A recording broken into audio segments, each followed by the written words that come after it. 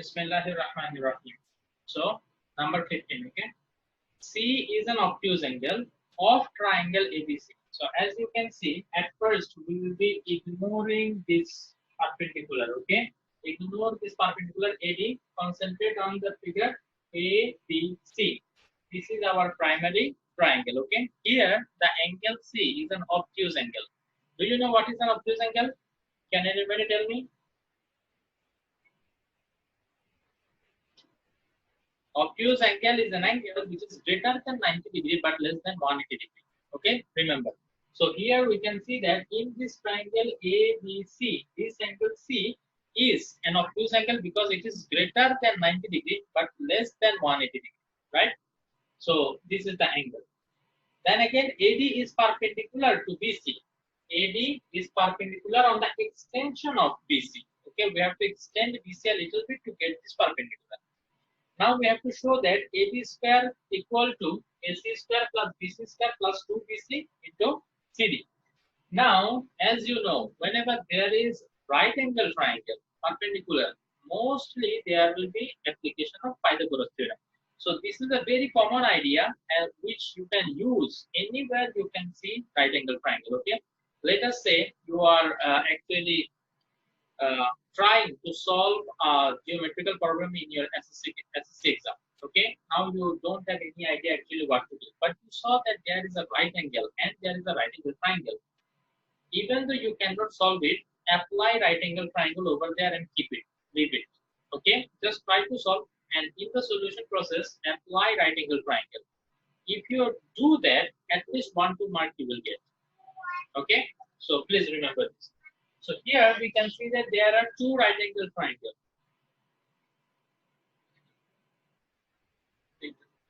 There are two right angle triangle, okay? One is a smaller one, ACD, another one is ABD.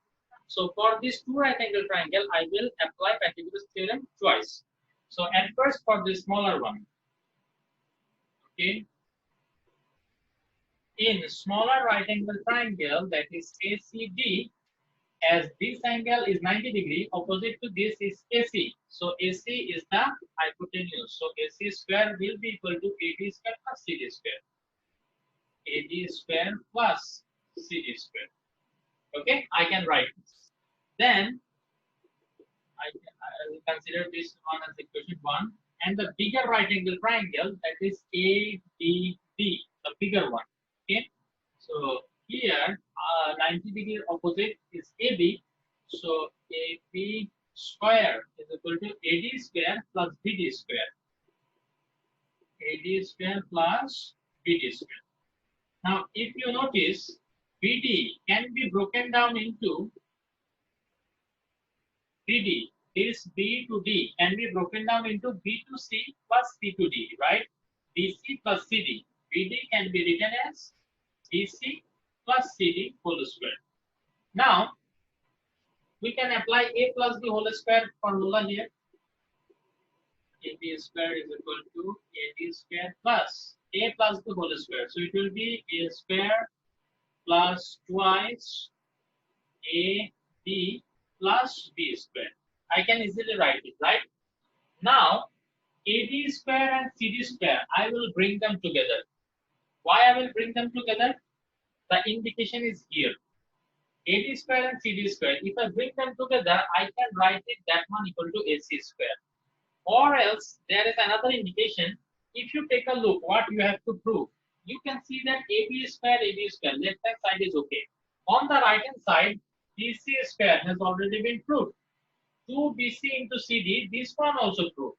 Now the left part is AD square and CD square. That one I have to convert it into AC square, which I already can convert according to equation 1. So this is another indication. Okay, so AB square is equal to AD square and CD square. I will bring them together. Then I will write the rest part BC square to BC into CD. So AB square is equal to AD square CD square. This one can be replaced by AC square. So I will write AC square plus BC square plus 2BC into CD. Okay, we have proved what we have been asked. Okay. Acha. Now, in higher math, there is a statement for this. What is the statement? The statement, when you read it or try to memorize it, it is very difficult. But if you take a look at this line and then try to write this statement, it becomes very easy. You will see. So I would like to request you to open higher math textbook and come to page number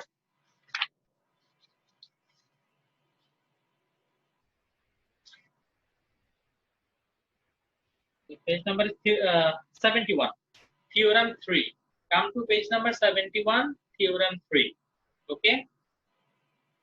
I will just explain the statement. The proof I have already shown here. It is the same proof that is given there. Just the statement is similar to this one. How, that one I will show. Now, before that, we have to know something. It is something that I guess I already discussed about. That is orthogonal projection. What is orthogonal projection?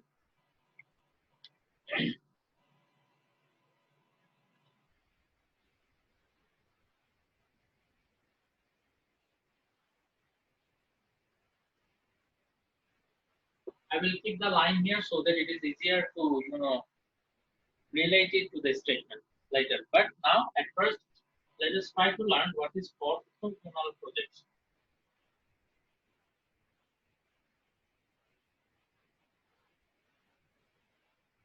Let us say we have a line xy and we have a point here P, and I'm asking you to find out the orthogonal projection of P on the line xy. I'm asking you to find the orthogonal projection of P on the line xy. So if you want to do that, what you have to do? You have to draw perpendicular from this line, so from this point on the line xy. Now there will be a foot. This is the foot of the perpendicular, right? So let us name this point as Q. So Q will be the orthogonal projection of the point P on the line xy. Now let us say I don't have a point, rather I have a straight line. Let us say the straight line is PQ. This is a straight line, and now I want you to find out the orthogonal projection of this straight line on this xy. So what you have to do, you have to draw one perpendicular from point P, another perpendicular from point Q.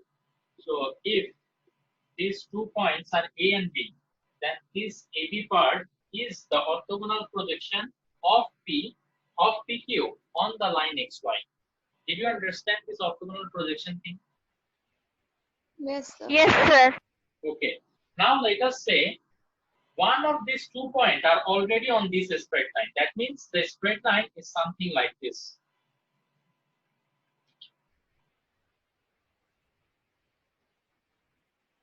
Okay, the straight line is AC. Now you have to find out the orthogonal projection of AC on this straight line XY.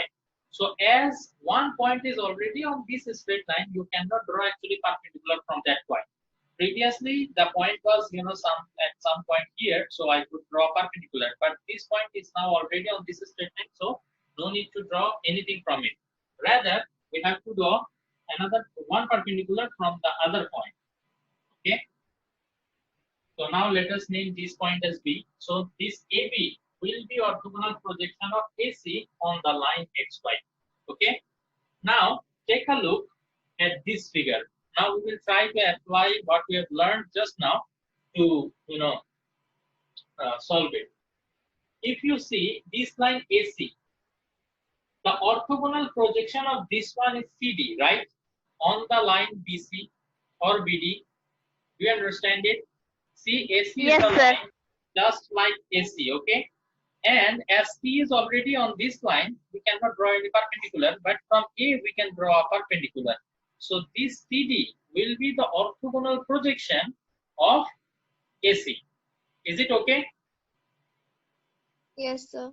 Okay. Now we are ready to go through the statement of the theorem 3, page number 71. I hope every one of you have come here.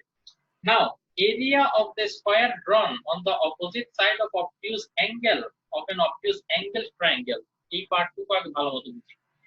The area of the square একটা স্কয়ারের area কি হয় দেখি বলো তো, যে কোনো একটা সাইডের স্কয়ার। তো আমরা কি করব, সাইড স্কয়ার। হ্যাঁ side square, the area of a square drawn on the opposite side of obtuse angle. এখানে আমাদের অবটিউজ অ্যাঙ্গেল হচ্ছে কোনটা, এটা তাই না, এটার অপোজিট সাইড হচ্ছে এবি। তো এবি এর উপরে যদি আমরা একটা স্কয়ার ড্র করি সেটার এরিয়া কি হবে, এবি স্কয়ার হবে না, এবি স্কয়ার। AB square. তো তাইলে আমরা এই লেফট হ্যান্ড সাইডটা পেয়ে গেলাম। এরপরে বললো কি ইজ ইকুয়াল টু, দেখো আমরা এখানে একটা ইকুয়াল টু বসাইলাম, is equal to what, total সাম।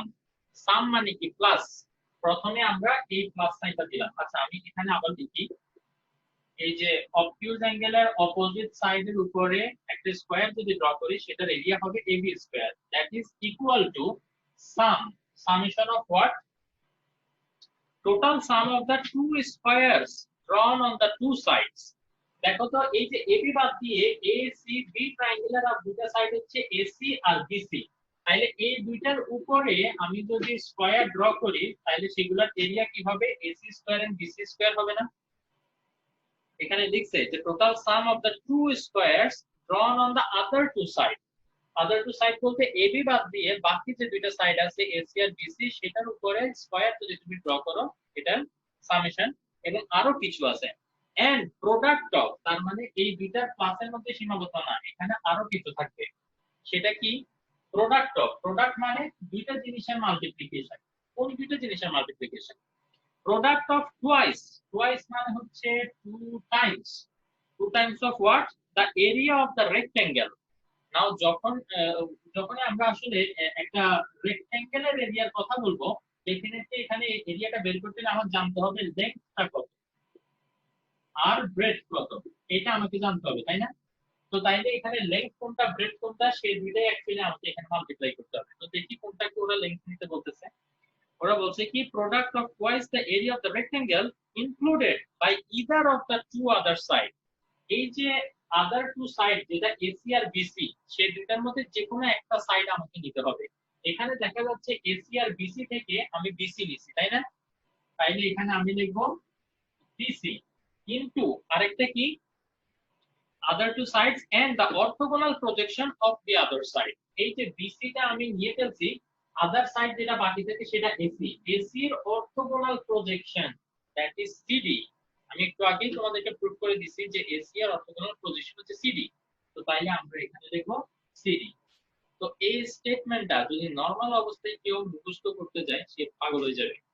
যদি তোমরা এই লাইনটার দিকে বুঝে বুঝে পড়ো তাহলে আমার মনে হয় তোমরা মুখস্থ করা ছাড়া এটা লিখতে পারবে।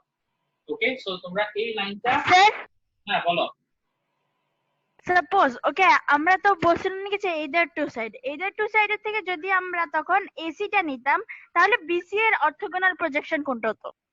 তাইলে তখন আমাদের ড্রয়িংটা একটু ডিফারেন্ট হতো। তখন এই যে বিসিটাকে আমরা এখন বেস হিসেবে রাখছি না, তখন এসিটাকে আমরা বেস হিসেবে রাখতাম, ড্রয়িংটা একটু ডিফারেন্ট হইতো। কি বলছো বুঝতে পারছো? জি ওকে। তখন ড্রয়িংটা একটু ডিফারেন্ট করে তখন বি, এই যে এখন এ থেকে পারপেন্ডিকুলার ড্র করছি না, তখন বি থেকে ড্রয়িংটা যদি ডিফারেন্ট করতাম তাহলে বি থেকে পারপেন্ডিকুলার আমাদেরকে ড্র করতে হতো। তুমি যদি চাও আমি সেটা তোমাকে ড্র করে দেখাইতে পারি, বাট না স্যার লাগবে না, বুঝছি আমি।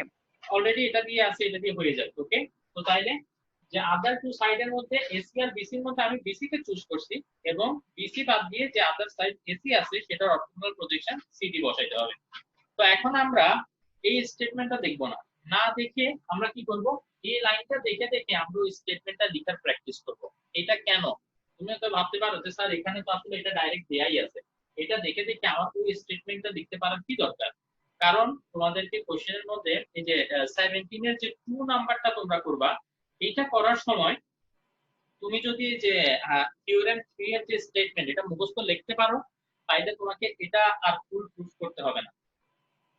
কি বলতেছি সেটা আসলে একটু পরে বুঝবা, জায়গা এখন হয়তো বুঝবা না যে কেন আসলে স্টেটমেন্টটা তোমাদের মুখস্থ করতে বলতেছি। ঠিক আছে, এটা 17 এর 2 এর জন্য লাগবে, কেন লাগবে সেটা 17 এর 2 যখন ডিসকাস করব সামনে তখন এমনিতেই বুঝবা। এখন আপাতত আমরা এটা শিখি যে এই লাইনটা দেখে কিভাবে আমরা ওই স্টেটমেন্টটা লিখতে পারবো। ওকে, তো তাইলে আমরা লিখবো the square drawn on the opposite side of the obtuse angle in a obtuse angle triangle is equal to the total sum of the squares drawn on the other two sides and the product of twice the area of the rectangle, twice the area of the rectangles of one of the other two sides and orthogonal projection of the other side. কি বলছো বুঝতে পারছো? এটা কিন্তু practice করতে হবে এভাবে বলে বলে তোমরা লেখার চেষ্টা করতে হবে। ওকে, সো যদি কেউ ভালো মতো এখনো গ্র্যাব করতে না পারো ভিডিওটা একটু রিভিশন দিও, আমার মনে হয় এটা ইনশাআল্লাহ ইজি হয়ে যাবে তোমাদের কাছে। এখন সেম আসলে আমরা আরেকটা জিনিস শিখবো, সেটা হচ্ছে একিউট অ্যাঙ্গেল ট্রায়াঙ্গেলের জন্য এটা হচ্ছে থিওরেম 4, যেটা কিনা আমাদের এই জেনারেল ম্যাথের 16 নাম্বার। ওকে, সেম তো আমি এখন ওটা করাচ্ছি, একটু দেখো। বুঝতে পারছো কেন এখানে এটাকে রেক্ট্যাঙ্গেল বলতেছি? বিকজ রেক্ট্যাঙ্গেল মানে একটা লেন্থ আর একটা ব্রেডথ মাল্টিপ্লাই করতে হয়। তো লেন্থ নিচ্ছি আমরা কোনটাকে, বিসি কে, আর ব্রেডথ নিচ্ছি বিসি বাদে যে আরেকটা সাইড আছে সেটা অর্থোগোনাল প্রজেকশন কে আমরা ব্রেডথ নিচ্ছি। তো length into breadth twice the area of the rectangle included by one of the side and orthogonal projection of the other side. এটা দুই তিনবার যদি একটু বাসায় লেখো তাহলে আমার মনে হয় ইনশাআল্লাহ তোমাদের সবার কাছে এটা ক্লিয়ার হয়ে যাবে। আচ্ছা, নাও 16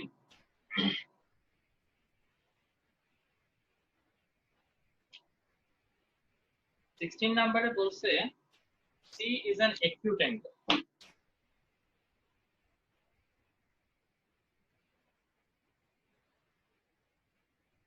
যেহেতু C কে এখন acute angle বলছে তাইলে আমরা ড্রয়িংটা করব এভাবে যাতে C টা acute angle হয়। acute angle মানে less than 90 degree. This is definitely smaller than 90 degree, right? Acha, C is an acute angle of triangle ABC. AD is perpendicular on BC. Now we do not have to extend BC to get the perpendicular. এটা automatically perpendicular হবে এখানে এটা AD। এখন আমাদেরকে proof করতে বলছে AD square is equal to AC square plus BC square minus twice BC into CD. খেয়াল করলে দেখবা হুবহু আগেরটার মতোই, খালি এই একটা জায়গায় প্লাসের জায়গায় এখানে মাইনাস হচ্ছে, তো সেটা আসলে অটোমেটিক্যালি চলে আসবে। আবার এখানে দেখা যাচ্ছে দুইটা রাইট অ্যাঙ্গেল ট্রায়াঙ্গেল, একটা এবিডি এদিকে আর একটা এসিডি, দুইটা রাইট অ্যাঙ্গেল ট্রায়াঙ্গেল। দুইটা রাইট অ্যাঙ্গেল ট্রায়াঙ্গেলের জন্য দুইবার প্র্যাকটিক্যাল স্টেপ অ্যাপ্লাই করবা, আবার হয়ে যাবে ইনশাআল্লাহ। ওকে, তো সেটা কিভাবে করব? প্রথমে আমরা এই ট্রায়াঙ্গেলের জন্য অ্যাপ্লাই করে দিতে Pythagoras theorem in triangle ACD. Okay, এটা 90 ডিগ্রি, সো 90 ডিগ্রির অপোজিট হচ্ছে এসি, তাহলে AC square is equal to AD square plus CD square, AD square plus CD square. এটাকে আমরা ধরে নিলাম equation 1 so that we can use it as reference letter. Then আরেকটা যে রাইট অ্যাঙ্গেল ট্রায়াঙ্গেল সেটা ABD, তো ABD তে 90 degree, এটা অপোজিট হচ্ছে AB, so we can write AB square is equal to AD square plus BD square, right? Now BD এই যে এতটুকু, এটাকে কি লেখা যায় দেখি বলো তো? BD কে কি আমি চাইলে আচ্ছা এটা একটু এভাবে দেখাই যে BD plus CD is equal to BC, আমি কি এটা লিখতে পারি? BD আর CD দুটোটা অ্যাড করলে B থেকে C হয়, এটাকে আমি লিখতে পারি? কারণ কোনো বুঝতে অসুবিধা আছে এটাতে? না স্যার। Okay fine. তো তাইলে এখানে আমাদের টার্গেট হচ্ছে বিডি এর ভ্যালু বের করা। তো তাইলে বিডি ইজ ইকুয়াল টু কি হবে? বিসি মাইনাস সিডি, সিডিটাকে ওই দিকে নিয়ে গেলে মাইনাস, সেই ভ্যালুটা আমরা এখানে বসিয়ে দিব। তাইলে AB square is equal to হবে AD square plus BC minus CD whole square. আগে যেটাতে আমরা a plus B whole square formula apply করছিলাম, এখানে a minus B whole square formula apply করতে হবে। তো সেটা করলে কি এরকম আসবে? a square minus 2ab plus b square। এবং আবারও আমরা বুঝতে পারতেছি যে দেখো bc square minus 2bc into cd minus 2bc into cd same, বাকি যে পার্ট ad square আর cd square এই দুইটা মিলে এসি স্কয়ার হয়ে যেতে হবে, সেটা আমরা অলরেডি রেডি করে রাখছি। তাইলে আমরা কি করব, চাইলে এখান থেকে তোমরা আসলে ডাইরেক্ট লিখে দিতে পারো এডি স্কয়ার প্লাস সিডি স্কয়ার, এটাকে আমরা ইকুয়েশন 1 এর হিসাবে এটাকে আমরা এসি স্কয়ার দিয়ে রিপ্লেস করতেছি। তো তাইলে এডি স্কয়ার আর সিডি স্কয়ার মিলে হয়ে গেল এসি স্কয়ার, আর বাকি যেটা আছে সেটা আমরা লিখে দিই plus BC square minus twice BC into CD. তো যেটা প্রুফ করলাম, সরি যেটা প্রুফ করতে বলছে সেটা প্রুফ করা হয়ে গেছে। কারো বুঝতে কোনো অসুবিধা আছে? না স্যার। আচ্ছা, তো খুবই ইজি না? খুবই ইজি। দেখো জাস্ট দুইবার তুমি রাইট পাইথাগোরাস থিওরেম অ্যাপ্লাই করো আর মিলে গেছে। তো এইটারও যে স্টেটমেন্টটা আছে সেটা হচ্ছে তোমাদের হায়ার ম্যাথের থিওরেম 4। দেখো এই স্টেটমেন্টটা কিভাবে আমি যে লাইনটা আমাদেরকে প্রুফ করতে বলতে সেটার সাথে মিলাই। ওকে, একটু ভালো মতো খেয়াল করো। আচ্ছা,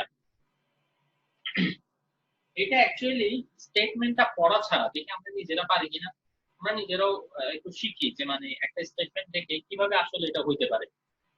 তো এখানে দেখা যাচ্ছে কি এবি স্কয়ার, এবি হচ্ছে কোনটা, এটা, তাই না? কিছুক্ষণের জন্য আমরা যদি এই এডির কথা ভুলে যাই, এডির কথা বাদ দাও, এই সি অ্যাঙ্গেলের কথা চিন্তা করো। সি অ্যাঙ্গেলটা আমাদেরকে একিউট অ্যাঙ্গেল বলছিল, একিউট অ্যাঙ্গেলের অপোজিট সাইড হচ্ছে না এবি। তাইলে আমরা এভাবে শুরুটা করতে পারি, the area of the square drawn on the opposite side of the acute angle is equal to, left hand side equal to the total sum of the squares drawn on the other two side. other two side হচ্ছে AC আর BC। এই যে AB এর উপরে যে স্কয়ারটা draw করব সেটার area হবে summation of the squares drawn on the other two side। AC এর উপরে একটা স্কয়ার ড্র করো তাহলে সেটার এরিয়া হবে AC স্কয়ার, BC এর উপরে একটা এরিয়া স্কয়ার ড্র করো সেটার এরিয়া হবে BC স্কয়ার। তো AC square plus BC square এটা লিখে দিলাম। দেন তারপর ওটা থেকে আমাদেরকে কিছু একটা সাবট্রাক্ট করতে হবে। কি সাবট্রাক্ট করতে হবে? twice the area of a rectangle। দেখো length into breadth এই শেপে আছে, তার মানে এটা একটা এরিয়া অফ আ rectangle। তো রেক্ট্যাঙ্গেলের কথা যখন আসবে তখন তোমাকে বলতে হবে লেংথ কোনটা ব্রেডথ কোনটা। তো তোমরা বলবা twice the area of the rectangle included by any one of the other two side। এই যে other two side যেটা ছিল BC আর AC, তার মধ্যে BC টাকে আমরা নিলাম এখানে, and the orthogonal projection of the other side। দেখো AC হচ্ছে সেই other side, ওটার orthogonal projection হচ্ছে CD।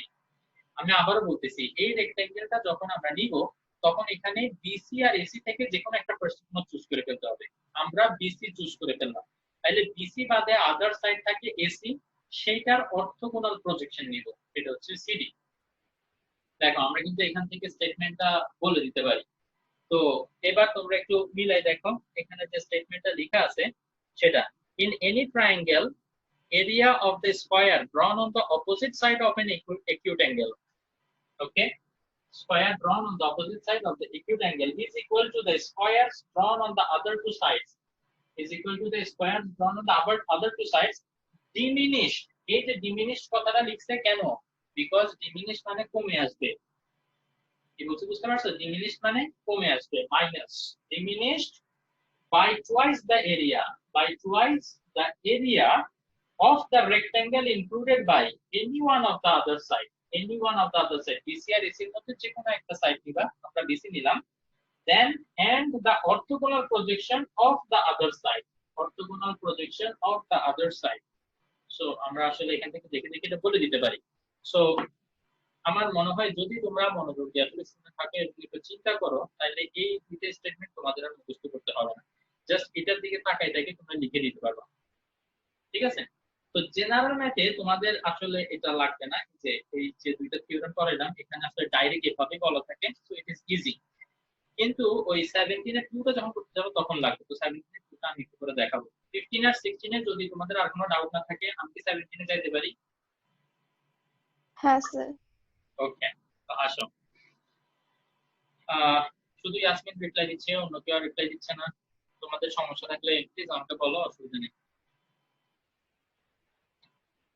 আজকে বাকিরা কোথায়? আমিদা আরিয়ানের নাকি আজকে দাদা মারা গেছে শুনলাম, তো ও আজকে জয়েন করতে পারতেছে না, বাট বাকিরা কোথায়?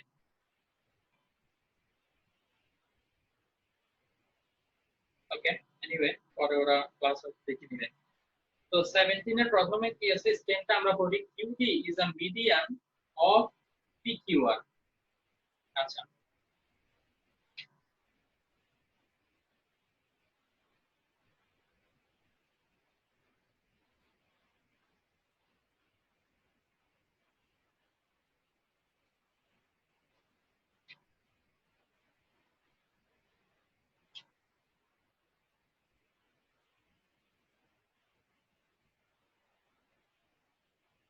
তো বলছে কি PQR একটা ট্রায়াঙ্গেল, একটা ট্রায়াঙ্গেল আমরা আমাদের ইচ্ছা মতো এঁকে ফেলি, এবং বলছে কিউটি হচ্ছে মিডিয়ান। তাইলে কিউটা যদি একটু উপরে দিই তাহলে আমাদের জন্য সুবিধা হয়, এটা নিচে দিই আর আর এখানে দিই, তাইলে কিউটি মিডিয়ান, এটা আমরা আঁকতে একটু সুবিধা হবে। ওকে, আঁকলাম। বলছে কি draw a proportional figure according to this stem, draw করে ফেলছি, এটাই হচ্ছে নাম্বার 1। ওকে, এখন নাম্বার 2 তে যেটা বলছে prove that PQ square plus QR square is equal to 2 into PD square plus QT square।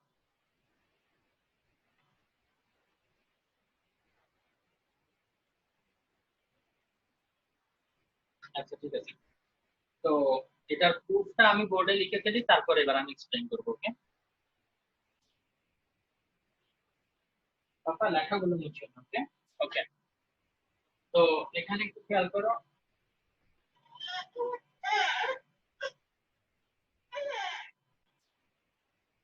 আচ্ছা, তো এখানে দেখো আমাদেরকে এই জিনিসটা প্রুফ করতে বলছে। ওকে, তো যেটা আমরা দেখছি PQR এটা একটা গিভেন ট্রায়াঙ্গেল ছিল, এবং কিউটি ছিল মিডিয়ান। মিডিয়ান কোনটাকে বলে, যে যে কোনো একটা ভার্টিসের সাথে তার অপোজিট সাইডের মিডল পয়েন্ট যদি তুমি কানেক্ট করো তাহলে সেটা একটা মিডিয়ান। তো আর এখন আমাদের প্রুফের জন্য আমরা কি করছি, কিউ থেকে পিআর এর উপরে একটা পারপেন্ডিকুলার টানছি। এই পারপেন্ডিকুলারটা কেন দরকার, যদি তোমাদের মনে থাকে আমাদের যে অর্থোগোনাল প্রজেকশন দরকার, তাই না? তো ওইটার জন্যই আসলে। তো এই যে এখানে যে দুটা লাইন দেখছি, এই দুটা লাইন দেখলে তোমরা বুঝতে পারতেছো যে এটা আসলে আমরা লিখছি কোনটার হিসাবে। একটু আগে যে দুইটা আমরা থিওরেম পড়ছি, ঠিক ওই দুইটা থিওরেমের হিসাবে। ওকে, একটাতে ছিল এই যে প্লাস আর একটাতে ছিল মাইনাস। এখন এই দুইটা লাইন তোমরা যাতে ডাইরেক্ট লিখতে পারো, এইটার জন্যই তোমাদেরকে যেটা করতে হবে, ওই যে হ্যাঁ মধ্যে যে দুইটা স্টেটমেন্ট আছে না, এই দুইটা স্টেটমেন্ট মুখস্থ করতে হবে। তখন তুমি কি করবা, প্রুফের শুরুতে ওই প্রথম থিওরেমটা লিখে তারপরে তুমি, ও সরি এটা মাইনাস, এটা না, তাহলে থিওরেম 4 এর যে স্টেটমেন্ট সেটা লিখে এই লাইনটা লিখতে পারবা ডিরেক্ট। আর থিওরেম 3 এর যে স্টেটমেন্ট ওইটা লিখে এই লাইনটাও তখন তোমরা ডিরেক্ট লিখতে পারবা। এখন হয়তোবা তোমরা জিজ্ঞেস করতে পারো, স্যার আমরা যদি মুখস্থ না করি, মুখস্থ না করলে যেটা হবে, একটু আগে যে দুইটা 15 আর 16 নাম্বার যে দুইটা থিওরেম আমরা করে আসছি এক্সারসাইজের, যে দুটো জেনারেল ম্যাথের, সেই দুইটা প্রুফ করে আসতে হবে তোমাকে। বুঝতে পারছো? যদি তোমরা স্টেটমেন্টটা ডাইরেক্ট না লিখো তাইলে তোমরা এখানে এই লাইনটা ডাইরেক্ট আসলে লিখতে পারবে না, কিন্তু তোমরা এটা জানো। তো এই জন্য এই দোনোটা প্রুফ করে আসতে হবে। সো দুইটা প্রুফ ফুল লেখার থেকে আমার মনে হয় দুইটা স্টেটমেন্ট তাও বুঝে গেছো তোমরা যখন, তো বুঝে বুঝে লিখে দিয়ে তারপরে যদি এটা লিখো তোমাদের আর মার্ক কাটার কোনো চান্স পাবে না। এখন আসো ইমার্জেন্সি সিচুয়েশনের কথা বলি, যেখানে মনে করো তোমার এখন টাইম বেশি নাই, তুমি এখন এইটা মাত্র 2 মিনিট বাকি, অথবা টিচার খাতা নিতে আসতেছে, ওই টাইমে তোমাদের এটা আনসার করতে হচ্ছে। তখন এত কিছু তার দরকার নেই, ডাইরেক্ট প্রুফ লিখে এই দুইটা লাইন লিখে এই দুইটা লাইন অ্যাড করে বাস প্রুফ করে দাও। এখানে ম্যাক্সিমাম কাটলেও তোমার 1 মার্কই কাটবে, এটা বুঝে যাবে। ওকে, যে তুমি টাইমের জন্য লিখতে পারো না। আচ্ছা, যাই হোক, তো এগুলা পরে আবার ডিসকাস করবো, এখন আপাতত প্রুফটা দেখি। তুমি মনে করো এই দুইটা লাইন তুমি দেখতে পারলা আগে দুইটা থিওরেম অনুযায়ী, তারপরে কি করতে হবে, এখানে ক্লিয়ার দেখা যাচ্ছে পিকিউ আর কিউআর এই দুইটা আমাকে অ্যাড করতে হবে। So PQ square QR square add করে দিলাম। তো এখানে আসবে কি QD square PD square minus 2 PD into DD, আর পরে আসবে এই যে QD square RD square plus, sorry এটা প্লাস হবে না, প্লাস 2 আরডি ইনটু ডিডি। তো এখানে আরডি আর পিডি ইকুয়াল। কেন ইকুয়াল? কারণ হচ্ছে এই দুইটা মিডল পয়েন্ট, তাইলে পিডি আরডি দুটোটা একটা একটা ইকুয়াল। তো আমি যদি আরডি এর বদলে পিডি রিপ্লেস করি তাইলে কাটাকাটি গিয়ে যেটা আসলে আমাদেরকে প্রুফ করতে বলছে না সেটা চলে আসে। তো এই যে এটার প্রুফটা এখান থেকে তোমরা পরের ভিডিওটা দেখে লিখে নিও, প্রুফ বোঝার ট্রাই করিও। আমি এখন আরেকটা ভিডিও স্টার্ট করতেছি, বিকজ আমাদের আরো একটা কোশ্চেন বাকি এখন থেকে। তো তোমরা সবাই আবার একটু জয়েন করো। আচ্ছা, তো 17 এর 3 নম্বরে আমাদেরকে প্রুফ করতে বলছে 3pq square equal to 4qd square, but শুরুতে একটা কন্ডিশন দিয়ে দিয়েছে, সেটা হচ্ছে pq qr আর pr এই তিনটা একটা একটা ইকুয়াল। এখন একটা ট্রায়াঙ্গেলের যখন তিনটা সাইডে একটা একটা ইকুয়াল হবে তখন সেটা ইকুইল্যাটারাল ট্রায়াঙ্গেল হয়, তাই না?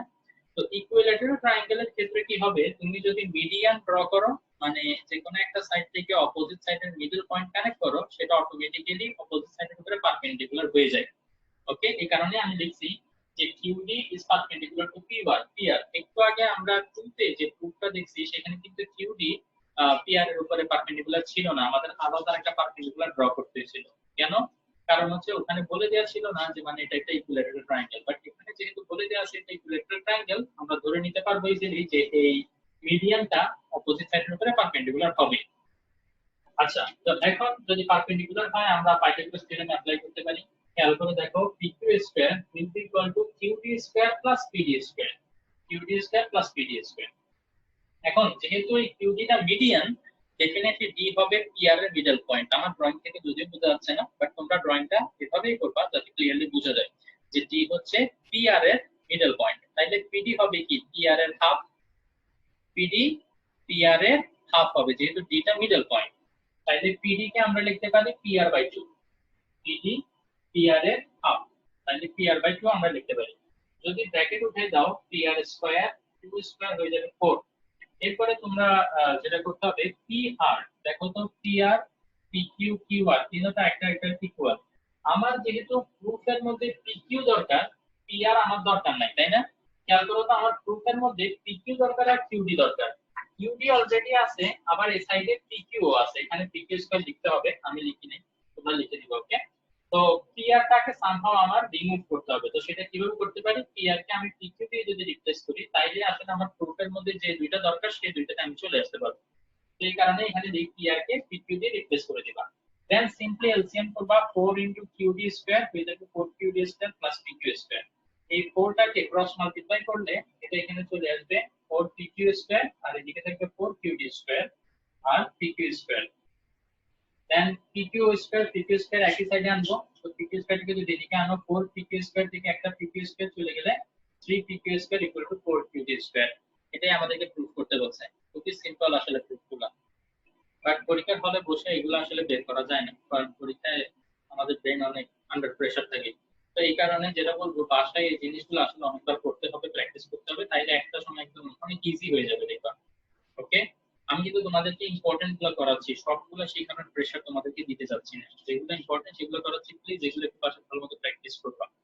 ওকে, আমি দেখি যে জিওমেট্রিতে সবাই একটা সমস্যা ফেস করে, তো আশা করি তোমাদের এই সমস্যাটা হবে না। তো কারো কোনো ডাউট আছে এতটুকু পর্যন্ত? আচ্ছা, তো এরপরে লাস্টে যেটা আছে 18 নাম্বার, এটা হচ্ছে গিয়ে একটা কনস্ট্রাকশন। কনস্ট্রাকশনটা তোমরা নিজেরা একটু করবা। ওকে, পারবা কনস্ট্রাকশনটা করতে? এটা অলরেডি হোমওয়ার্ক দিয়েছিলাম, তোমরা পারছো কেউ? হ্যাঁ স্যার। ওকে, ভেরি গুড। তো একজন যেহেতু তার পারছে তার মানে বাকিদের আসলে পারার কথা, দ্যাট মিন্স যা পড়াইছি অতটুকু নলেজে তোমরা ইনশাআল্লাহ পারবা। তো এইটার এই হোমওয়ার্কটা আমি চাই তোমরা সবাই আমাকে একটু পিকচার পাঠাবো। ওকে, সবাই এটা সলভ করবা এবং within tonight send me the picture of the solution of creative number 18 so that I can be sure that we are done with this chapter. ওকে, এটা যদি শেষ হয় আমরা পরের দিন নিয়ে শুরু করব কি চ্যাপ্টার 14, এবং ওইটাই আমাদের লাস্ট, এছাড়া আর কোনো বাকি নেই। ফিজিক্সের পোর্শন শেষ আলহামদুলিল্লাহ, জেনারেল ম্যাথও হয়ে যাচ্ছে, আর হায়ার ম্যাথ তো স্কুলে হয়েই যাচ্ছে।